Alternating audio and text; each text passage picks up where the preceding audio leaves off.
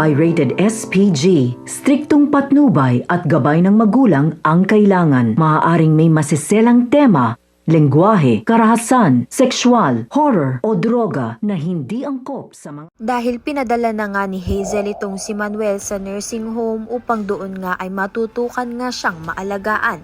Naging malaya naman nga itong si Jessica na makagawa ng paraan upang ang sumaya ng saglit ang kanyang ama na si Manuel. Kaya naman nga dahil dito ipapakausap nga ni Jessica kay Manuel ang anak nga niya kay Felma na si Colleen, ang bunso niyang anak. Dahil dito naging masaya nga itong si Manuel at nabuhayan nga siya. Gayon din naman nga itong si Colleen nang marinig nga niya ang boses ng kanyang ama na si Manuel ay masayang masaya nga rin to. Dahil hindi niya nga ito nakita at nakausap simula pa ng pagkabata niya.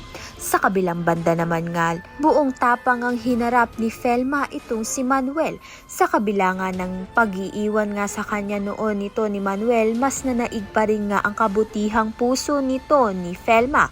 Dahil nga nag-alala nga rin siya nang mabalitaan nga niya kay Jessica na nabaril nga itong si Manuel. Ngayon nga'y panatag na nga itong si Felma dahil bumubuti na nga ang lagay nito ni Manuel.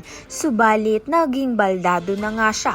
Kaya naman nga't yan at iba pa ang dapat nating pakaabangan. Maraming salamat sa iyong panonood.